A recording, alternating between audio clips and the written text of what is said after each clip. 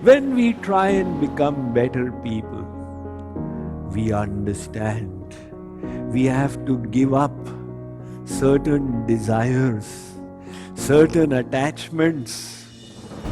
Unfortunately, the more you try to give up a negative, a harmful thought, the more you find it is impinging upon your mind. That is why this concept of suppression will not work. So how do you control this then?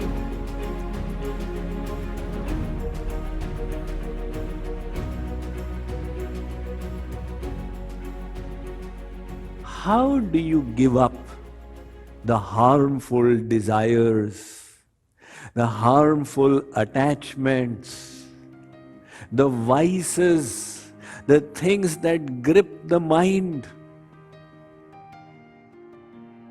If you decide, I must stop worrying, you find yourself worrying even more. If you decide, I need to go to sleep, you find yourself to be wide awake. Somebody goes to the interview deciding, I will not say this statement, and finds himself or herself blurting out exactly that. Or a waiter thinks, I must not do this, and finds that he is doing exactly what he thought he must not do. There was a gentleman called Daniel Webner. He has stated the irony of effects theory. The irony of effects theory states that if you decide you should not do something, then your brain has one aspect which tries to take you away from that thing. Don't think like this, don't do that, don't desire that. That is the operator part of the brain. So the operator says, don't think of that, don't think of that. And then there is the other part of the brain which becomes the monitor. The monitor keeps processing, am I thinking of that, am I thinking of that? So just out of the reach of your conscious mind, in the subconscious, the very thought is rotating, which you don't want to think. The consequence is that if the operator becomes weak and the monitor becomes strong, am I thinking like that, am I thinking like that?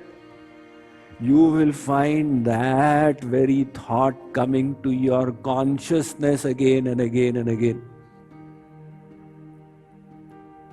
That is why suppression does not work. There is the story of a sadhu, a Tibetan monk who used to live up there beyond the Himalayas in Tibet. A rumor spread in the nearby village that this monk has a Siddh mantra. If you chant it, you will get siddhis, mystic abilities. One villager came to him and said, Sir, I've heard you have a Siddh mantra. Can you please give it to me so I will also chant and get siddhis? Miller Epa said, and his name was Miller Epa, he said, I don't have any Siddh mantras, nor am I interested in them. Because the teachings of the Buddha were Satchitta Pariyodapanam Etam Buddhanushasanam. You should purify your mind. Forget about siddhis. The villager said, Sir, you are trying to avoid, you have it and you are not giving it to me. Miller Epa said, I have told you the truth. The man said, unless you give me the mantra, I will not move from your ashram. He sat down there. Now 24 hours went by. The Miller Epa's sadhana was getting disturbed. He said, my dear fellow, please leave. I am not able to meditate because of you. The villager said, "Sir, I will die, but I will not leave without the Siddh mantra." The Miller Apa thought how to get rid of this guy. He said, "All right, I am giving you the Siddh mantra. It is Om." Om is a Siddh mantra? Yes. So if I chant Om, will I get Siddhis? You will get Siddhis. But there is a condition. Don't bring any monkey to your mind. What do you mean? I mean, don't start thinking of monkeys. Otherwise, your chanting will become futile. The villager said, "Sir, I've never thought of monkeys. Why should I think of monkeys?" He said, "I have just warned you, don't think of monkeys." So he was delighted. He went from there. "I've got a Siddh mantra. I just need to chant Om, Om, and I'll get Siddhis. But I must not think of monkeys." So now one part of the brain is saying, chant Om, Om, and don't think of monkeys, don't think of monkeys, don't think of monkeys. And the other part of the brain is checking out, am I thinking of monkeys, am I thinking of monkeys? So he was going, Om, Om, don't think of monkeys, don't think of monkeys. Naturally, what is going to happen? That very thought which he is trying to avoid is going to prime in the mind. He said, "Is there a monkey behind me?" There was no monkey. Oh my God, what did I do? I thought of monkeys. All my chanting went waste. All right, this time I'll not think of monkeys. Om, Om, don't think of monkeys. Om, don't think of monkeys. Don't think of monkeys. He said, "Is there a monkey walking on the street?" Hare Baba, that was a human. Oh God, I did it again.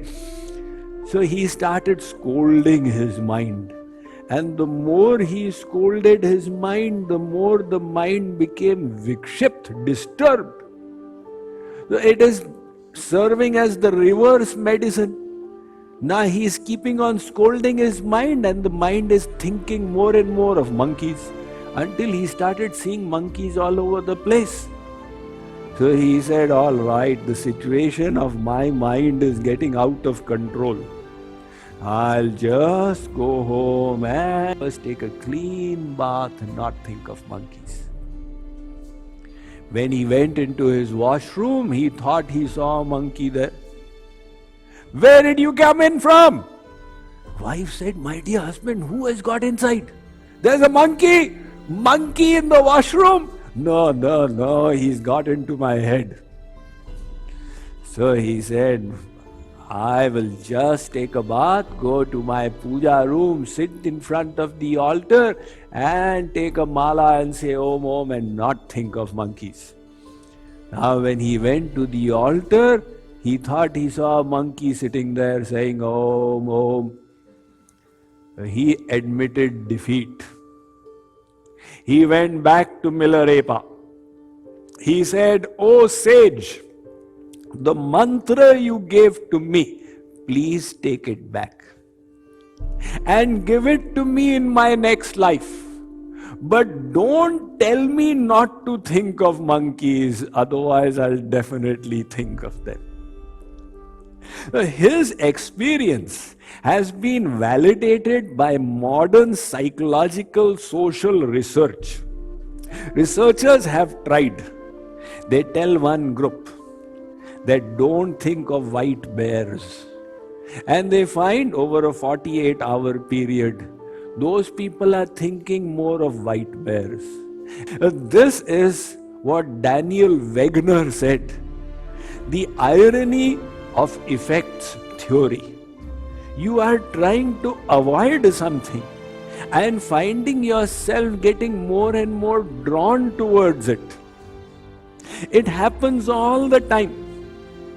Whether it is attachment or desire or greed or resentment or hatred, you heard the spiritual lecture, give up resentment. He said, very nice, such a nice lecture, I should not have resentment. So whom do I have resentment towards? You know, that Nanad, that relative of mine in Houston, that is my resentment towards. So every time you say, give up resentment towards whom? Towards my Nanad. Now the Nanad will come in the mind and increase your resentment. Or you say, you heard Swamiji said, give up attachment. Whom am I attached to? My child in Bay Area. So I have to stop thinking of my child. Whom should I stop thinking of? My child. Now every time you say give up attachment, the child will come to your mind and your attachment will increase.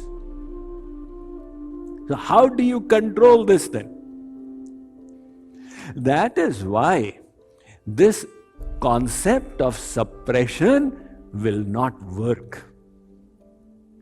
The only way you can get rid of desires is when you develop bhakti, parabhakti.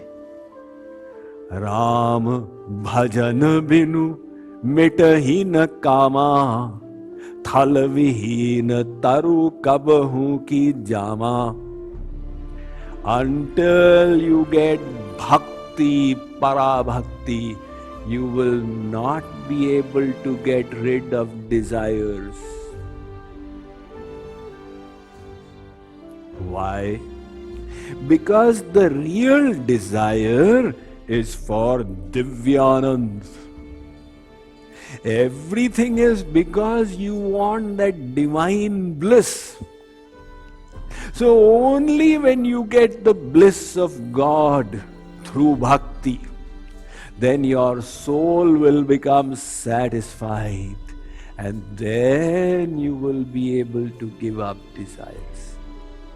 So first of all, get bhakti and then this kamanas will go.